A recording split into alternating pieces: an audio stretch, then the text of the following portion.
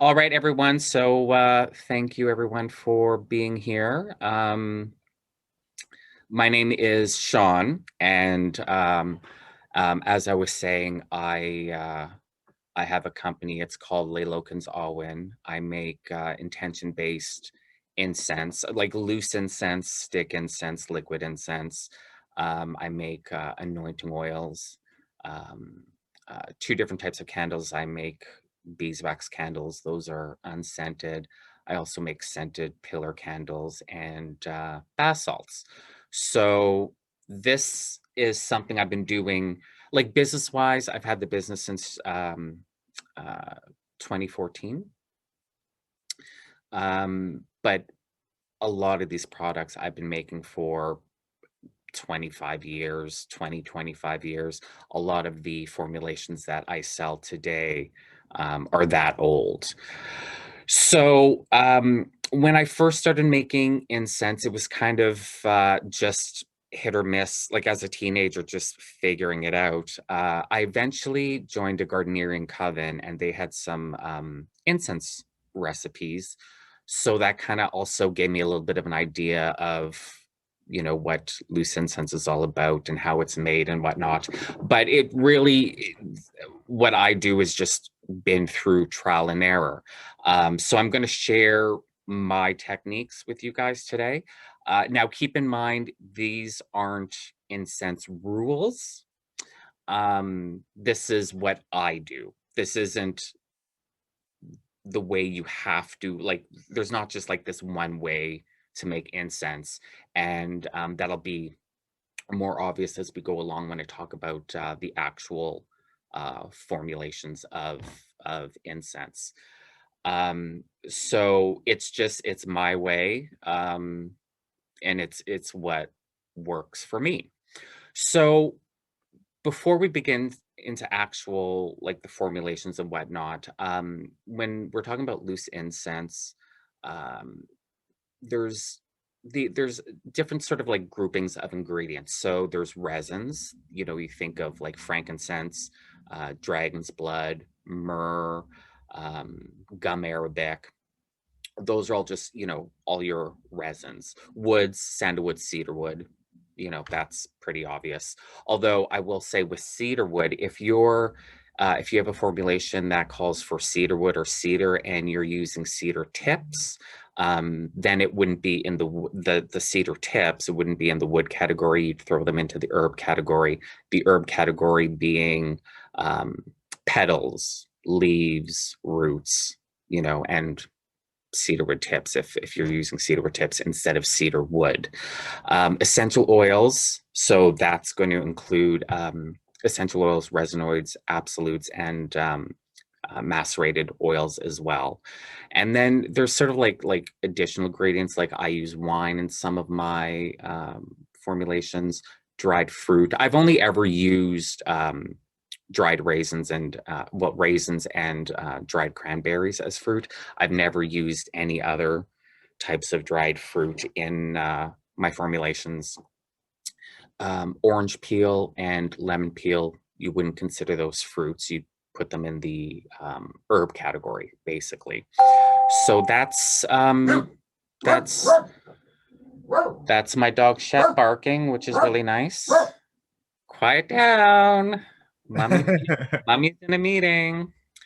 Um, so that's basically everything that I use that goes into my loose incense.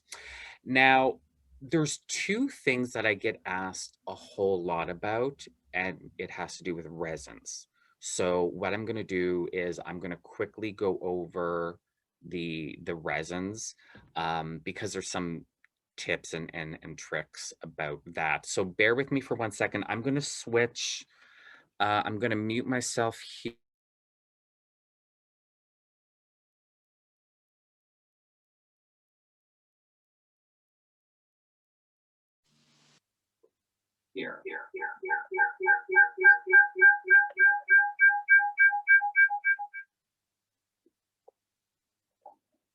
Can oh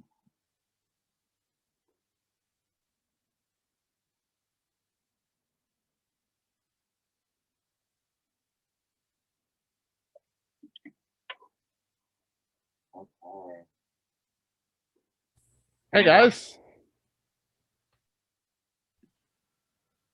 Hey, hello. Can everyone hear me?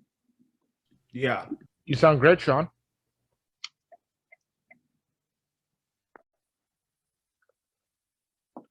Okay. Everyone can hear me? yep. Yeah. Okay. Perfect. All right. So, because can't really hear myself on here. So, okay. So let me move that out of the way. So, a couple of questions I get about resins all the time is like a lot of people ask me, I have resins and they're really, really hard to grind in a mortar and pestle. Do you have any advice? And with that, I'll say, pick yourself up a coffee grinder and you can grind your resins in a coffee grinder. A lot easier. Which comes to the next question I always get is my coffee grinder is getting all gummed up with the resins. Do you have any advice about that? Yes, I do. So your resins, if you're going to be using a coffee grinder to grind them up, I recommend you freeze your resins. Now, not all resins are all that difficult to work with. Like uh, benzoin and dragon's blood, they're really soft resins. I used to get my benzoin coming in really, really big bricks. But now, and they're just really easy to pound with a mortar and pestle into little bits. Now, I found a new supplier and it comes all, in little bits. So that just makes life a whole lot easier. Dragon's blood is another really soft resin. I buy in pounds. So quite often I'll get the big, they're like softball sized big tiers. Those, once you break them open, dragon's blood's really easy to use a mortar and pestle with to break into little bits. Both those resins will powder really easy as well. So if you want to grind it down to a really fine powder, those are super, super easy to do. But with the dragon's blood tiers, like when they're a full tier, if you're hitting it with a mortar and pestle, it just doesn't break open. So I literally have to take a chisel and a hammer to it. But once that's open, it's broken, then it's so easy to break apart. So those are no problem for using in a mortar and pestle. Frankincense, if I'm lucky, when I'm ordering from my supplier, I'll get the little bits like this. It saves me a lot of time because I don't have to grind them. Plus, it's more aesthetically pleasing. So, as a person that actually makes the incense to sell, it looking better is, you know, better for Uh, me. one of However, my, if you're dealing when you're oh, dealing in, just jumping in here, sorry. yep. When you're dealing in bulk, if you've got the money, a RoboCoop is really, really good for blending and grinding stuff down. But if you don't have one of those, like a little bullet grinder is really, really good. Yeah, so I use a bullet grinder. What did you A call the robo other one? a RoboCoop. We use them in industrial kitchens. We use them in professional cooking all the time to make like large batches of sauces and salsas and things of that nature. Okay, okay. I'll Well, put that's it good to know. I'll put it in the chat. Yeah, cool. Okay, so if I'm not lucky, my frankincense comes like this. So then I definitely have to grind it. So I'll put this in the freezer and use the coffee grinder. Um, well, here's some myrrh. Myrrh, I find I don't really have a problem grinding it in a mortar and pestle, but I rarely get pieces of myrrh bigger than that there. So it's usually, you know, it comes in small enough bits that I don't have to worry about it. But again, if you're having troubles with the myrrh, just freeze it as well. The two ingredients that have bane in my existence is Copal and Gamarabet. These, I have to freeze these and I have to put them in the coffee grinder. They're really hard to break down.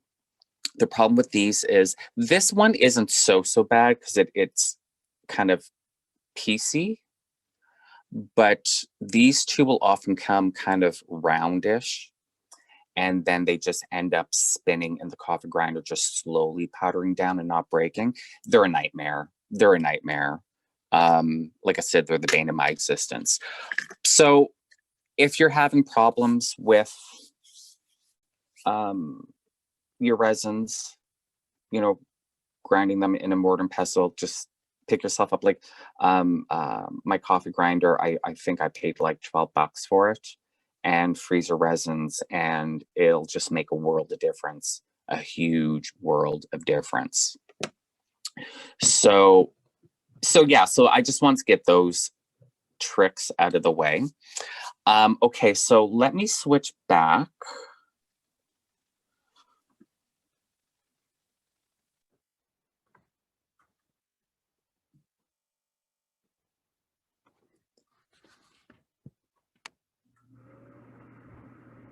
Okay. Everyone can hear me okay? Yes. Okay, perfect. Thank you.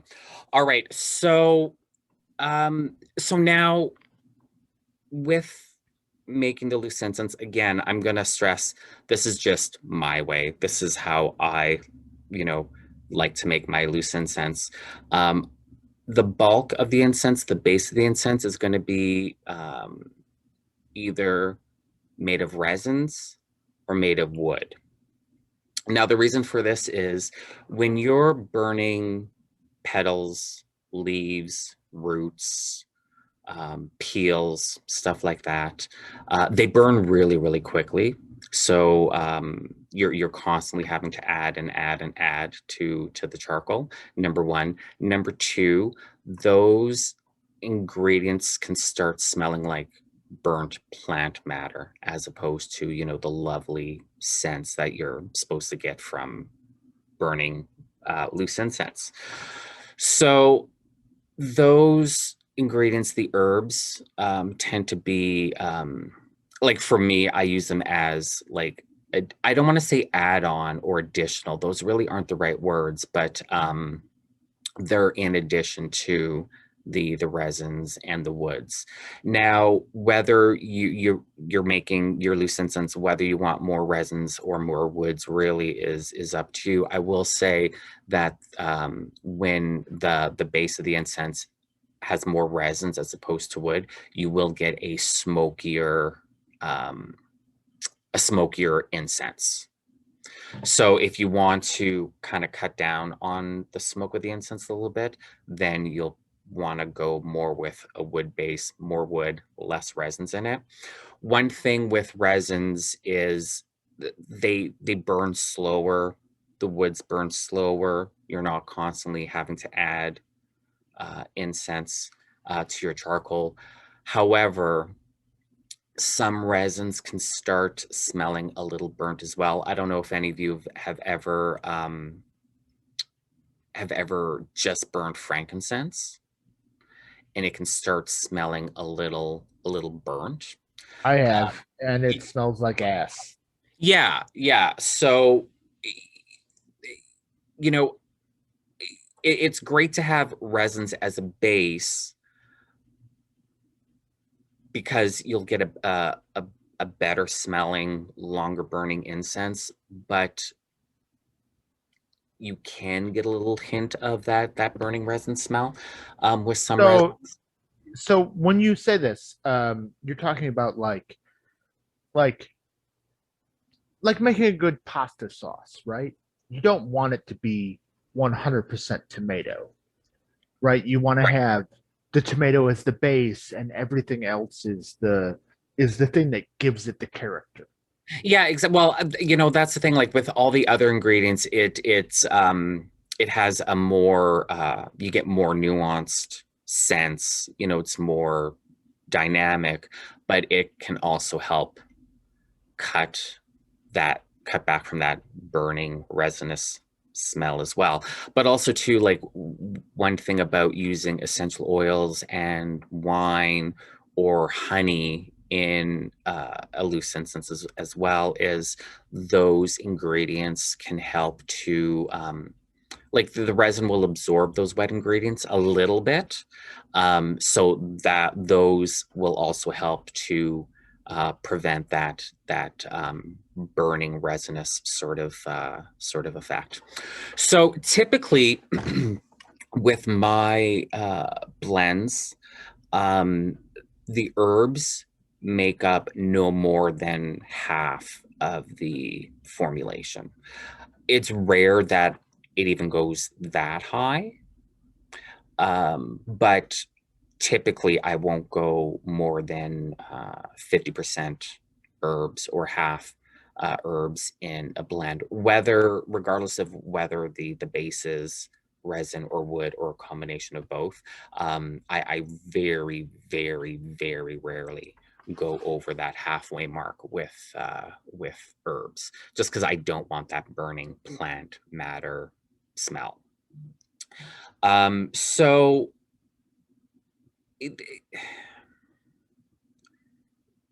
if you're doing a formulation and it's a resin base, and frankincense is the ingredient I use the most in my loose incenses. It's always good to try to pair it up, one resin up with at least another resin, that can help cut down on the burning resinous smell as well. So there's a couple of things there, a couple of tricks you can do to prevent both that burning plant matter smell and that burning resinous kind of smell.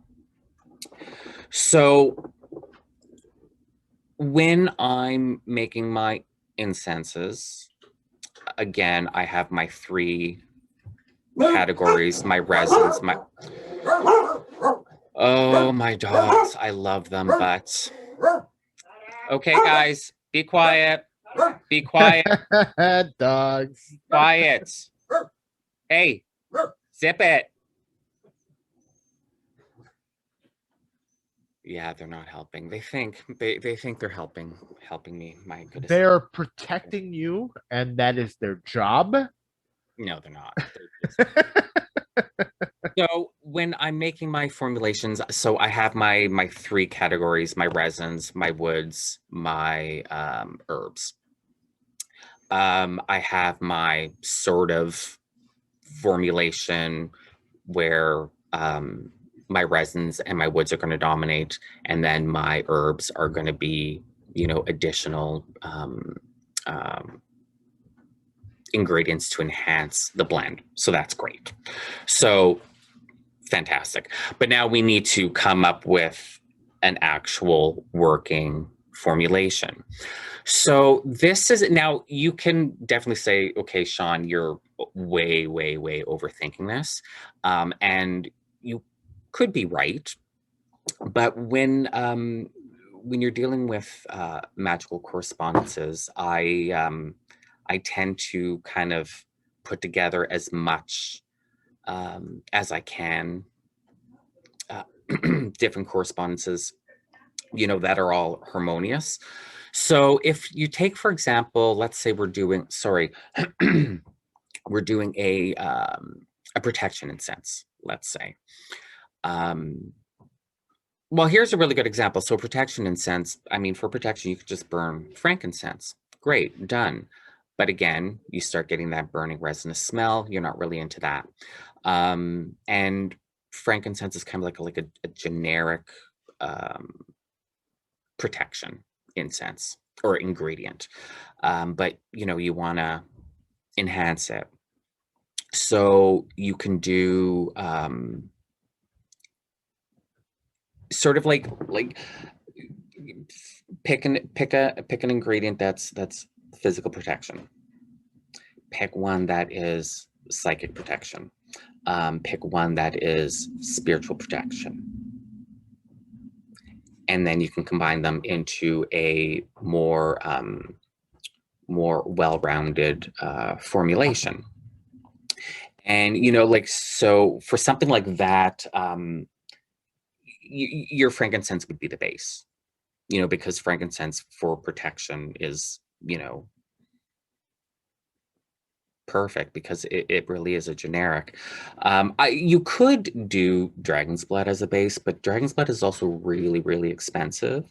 So you might want to use that sparingly. You might want that to be the second or the third ingredients. So that's one way of building a blend, of taking, that one intent and breaking it down into more specific related intents: physical protection, psychic protection, spiritual protection, and then you can create a blend. Okay, like you're talking about the standard, the stuff that we all know, right? Yes. Can you I don't know if this is a question or maybe a thought for a future workshop. How about making these things on a budget? The diet version of these sorts of incenses. Is that a thing you could speak on? I will be in a minute. Yeah. Awesome.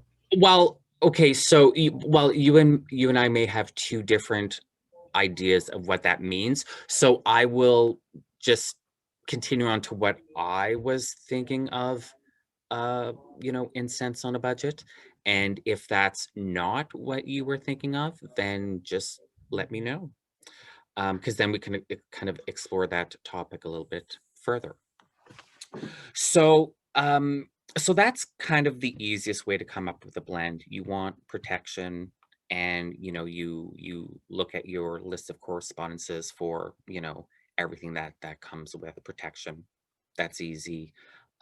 Or breaking it down into um, kind of like subcategories of this type of protection, this type of protection, this type of protection. That's easy.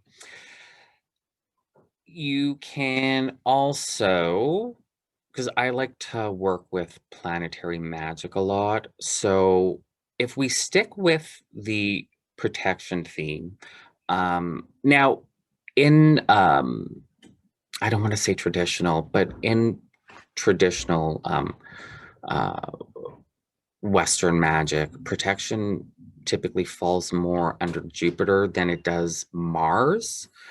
I I work with it more under Mars. Like when I want protection, I want like a warrior that's gonna fight and kick butt type of protection, as opposed to the Jupiter kind of, you're protected because I say so, because I'm the big king and I'm the man and what I say goes kind of level protection. It just it doesn't turn me on, that kind of little more patriarchal kind of association. I want a warrior, like I want a fighter. So when I'm working with protection, I'll work with Mars. So with that being said, so we're doing protection. So we have our list of ingredients that have like correspondences to protection. I'm going to then look at ingredients that are specific for Mars. And also the planet Mars falls under the element of fire. So now I have protection, like the list of ingredients for protection, a list for Mars, and a list for fire. I will then build a formulation around those associations. So the ingredients for protection are going to dominate. The ingredients for Mars and for fire, they're going to be, like add-on ingredients. They may only be like a half part or a quarter part Oh, sorry, I shouldn't say that. When I'm doing formulations, I usually do it in 6 parts. And I work in um, teaspoons. So a teaspoon is a part. So when I say like a half part or a quarter part, I'm talking like a half teaspoon or a quarter teaspoon. Unless, that ingredient you're choosing for Mars or for fire is also one of the protection, like also matches up to your list of ingredients for protection, then, they may be still like the bulk of the incense as opposed to an add-on. So it's not, when you talk about it, it could sound maybe a little too complex, but it really isn't, because you're just, you have a list of ingredients for protection, or, you might break that down into the 3, like I said, like physical protection, psychic protection, spiritual protection. Then you have a list for Mars, then you have a list for fire, and making a formulation there. Of course, the ingredients for protection being dominant, because that's what the incense is for. The ingredients for Mars, the ingredients for fire are add-on enhancing ingredients. Of course, if you have 3 or 4 ingredients that come from each, that are included in each list, then that can simplify matters as well. So that's how I come up with a formulation. I tend to look at all of my correspondences and be able to incorporate as many of those correspondences together.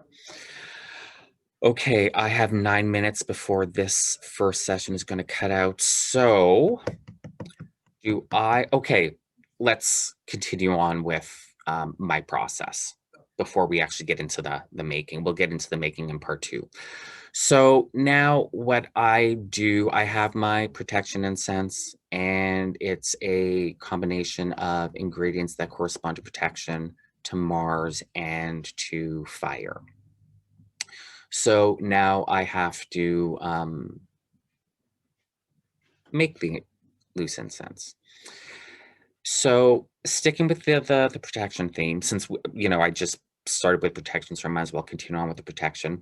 We're dealing with Mars, so I'm going to make this incense on a Tuesday. That's the day of Mars. I'm going to make the incense in the hour of Mars. So that's the 1st or 8th daylight hour, 3rd or 10th evening hour. Mars's color is red, and Mars's number is 9. So I don't make planetary candles like to sell, but I have planetary candles for when I'm doing my work. So I'll have 9 red beeswax candles that I've anointed with my Mars oil. Those will be burning.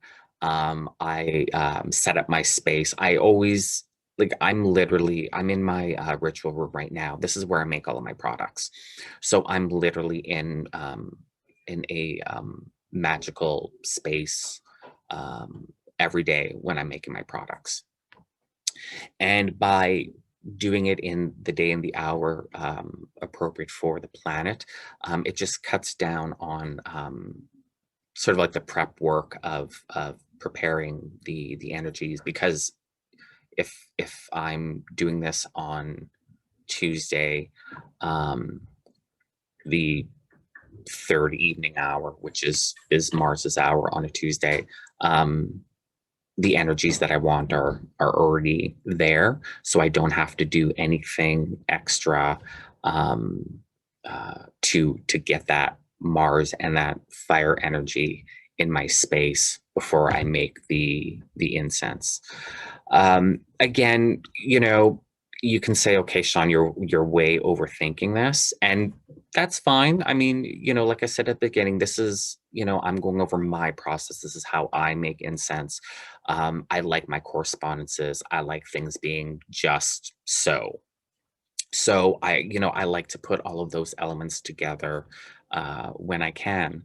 It doesn't always work, you know, like if I'm making something for myself, and I don't have the luxury of time, like I can't wait 6 days to make something.